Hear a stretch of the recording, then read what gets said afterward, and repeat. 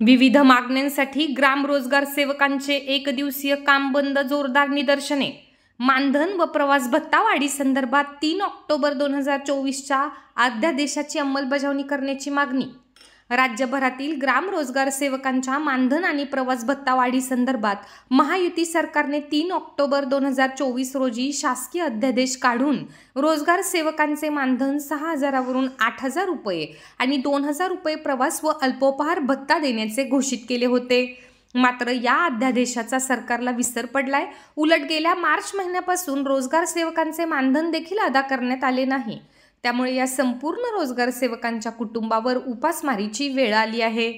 परिणामी रोजगार सेवकांनी बुलढाण्याच्या खामगाव पंचायत समिती कार्यालयासमोर एकदिवसीय काम बंद आंदोलन करत जोरदार निदर्शने केली। मानधन आणि भत्ता वाढी संदर्भात काढलेल्या अध्यादेशाची तात्काळ अंमलबजावणी करण्यात यावी, अन्यथा येत्या काळात तीव्र स्वरूपाच्या आंदोलनाचा इशारा रोजगार सेवक संघटनेच्या माध्यमातून देण्यात आला आहे। माननीय नामदार एकनाथजी शिंदे यांनी 3 ऑक्टोबर 2024 रोजी महाराष्ट्र राज्यातील 28,500 ग्राम रोजगार सहाय्यकांना 8,000 रुपये मानधन देऊ असा GR काढला होता। परंतु त्याला 1 वर्षाचा कालावधी होऊन आता सध्या सुद्धा महायुतीचं सरकार असल्यानेही तो GR अंमलबजावणी झालेली नाही।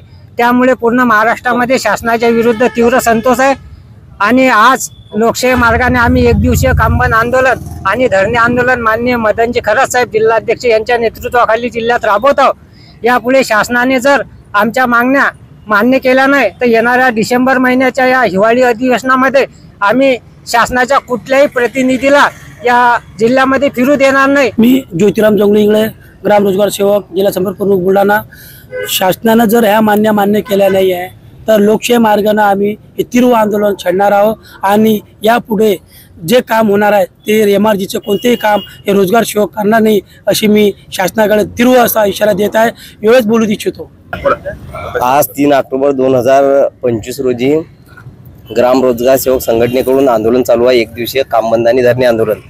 आज 1 वर्ष पूर्ण होत आहे। मानधनासाठी आमची रास्त मागणी आहे 8,000 रुपये प्रमाणे आमच्या खात्यामध्ये स्वतः खात्यात 8,000 मानधन द्यावे म्हणून आणि TADA 2,000 रुपये। तर आज 1 वर्ष पूर्ण होऊन सुद्धा शासनाने आमची दखल घेतली नाही। आमचा एकच विषय आहे की आमचा 3 ऑक्टोबर 2024चा जो GR आहे तो लागू करण्यात यावा।